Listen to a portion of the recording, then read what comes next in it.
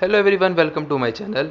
दोस्तों, कल 5 जुलाई 2024 को सेंटर की तरफ से सुप्रीम कोर्ट को एक एफिडेविट जाता है। उस एफिडेविट में ये लिखा हुआ था कि रीनीट नहीं होना चाहिए। और रीनीट क्यों नहीं होना चाहिए उसके भी उसमें रीज़न लिखे थे। और रीज़न में ये लिखा हुआ था कि जो लोग भी स्कैम में पकड़े गए उन सब की गिरफ्तारी हो चुकी है।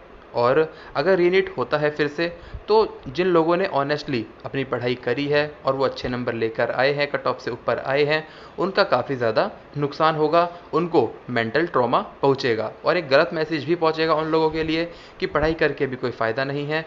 उसके ठीक कुछ घंटों बाद ही एनटीए वालों की तरफ से भी एक एफिडेविट सुप्रीम कोर्ट में जमा होता है। उसमें भी यही लिखा रहता है कि रीनीट नहीं होना चाहिए। उसके रीजंस भी बिल्कुल वैसे ही थे जैसे कि सेंटर के एफिडेविट में थे। एनटीए वालों ने भी यही बोला कि रीनीट नहीं होना चाहिए, क्योंकि अगर रीनीट होता है तो वो सारे बच्चे जिन्होंने ऑनेस्टली अपनी पढ़ाई करी है, कट ऑफ से अपने नंबर को ऊपर लेकर आए हैं, उन पर काफ़ी ज़्यादा प्रेशर पड़ेगा, मेंटल ट्रॉमा पहुंचेगा उनको। इसीलिए रीनीट नहीं होना चाहिए। और जो लोग पकड़े गए स्कैम में, वो लोग की गिरफ्तारी हो चुकी है और वो लोग सिर्फ गिनती में है, यानी कि 500-600 ही लोग हैं, यानी कि लेस देन 1000 है।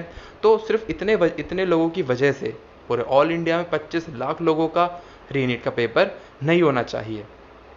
अब दोस्तों, जो ये कल पूरा कारनामा हुआ, अगर इसको ध्यान से देखा जाए तो यही मालूम पड़ता है कि सेंट्रल और एनटीए की जो सोच है वो कहीं ना कहीं एक ही है। वो सुप्रीम कोर्ट को कहीं ना कहीं एक ही बात बोलना चाहती है कि रीनीट मत करवाओ। अब मैं कुछ ऐसे सवाल पूछना चाहूँगा एनटीए वालों से जो शायद अभी तक ये कुछ बातें छुपी हुई थी। आप कह रहे हो कि ऑनेस्ट बच्चे वो हैं जिन्होंने कट ऑफ के ऊपर मार्क्स लेकर आए। इस बार लगभग 660 तक कट ऑफ जा सकता है, तो यानी कि मान लेते हैं 665, 70, 75, जो 680 इतने नंबर लेकर आ रहे हैं वो ऑनेस्ट बच्चे हैं। तो वो क्या बच्चे हैं जिनके 650, 640, 630 आ रहे हैं? तो क्या वो सारे डिसऑनेस्ट बच्चे हैं? तो दोस्तों, मैं आपको एक बात बता दूं कि जो ये 640, 650 नंबर ला रहे हैं, ये भी कट ऑफ के ऊपर ही थे। अगर हम 2023 के कट ऑफ के नंबर के मुकाबले इनके नंबर देखें तो जिनके 650, 640, इवन 630 भी आ रहे हैं, वो भी कट ऑफ के ऊपर ही थे। पर जो ये एनटीए वालों ने स्कैम कर दिया, इसकी वजह से ये लोग कट ऑफ के इस बार नीचे चले गए। तो स्कैम की वजह से ये लोग नीचे गए, तो इसका मतलब ये डिसऑनेस्ट हो गए।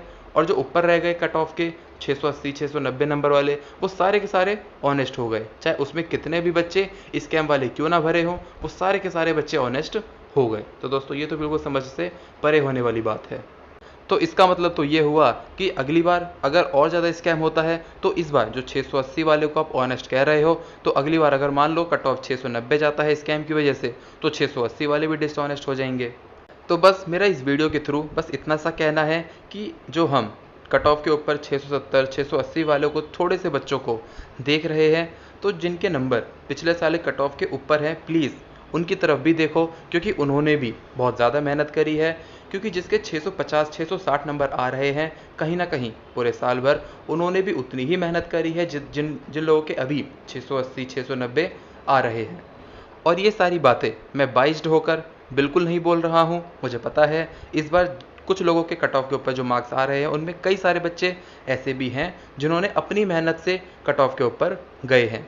और उन लोगों को ऐसा फील हो रहा है कि पूरे साल भर हमने मेहनत करी, लास्ट में हमको सीट मिल भी गई, पर अब जो स्कैम, ये सब गलतियां जो एनटीए वालों ने करी, उसकी वजह से उनकी वो सीट कहीं ना कहीं उनको छिनती हुई दिखाई दे रही है। और वो सीट उनसे छिन भी जाएगी अगर रीनीट हो जाता है तो। लेकिन जिनके 650, 630 नंबर आ रहे हैं, 640 नंबर आ रहे हैं, इनकी संख्या भी बहुत ज़्यादा है। इन लोगों ने भी काफ़ी ज़्यादा मेहनत करी है, तो प्लीज़ इनकी तरफ भी एक बार देखा जाए और इनके लिए जस्टिस किया जाए। दोस्तों, इस वीडियो को जितना हो सके उतना शेयर करो, इस चैनल को सब्सक्राइब कर लेना वीडियो को लाइक करके। मिलता हूँ अगली वीडियो में, तब तक के लिए गुड बाय।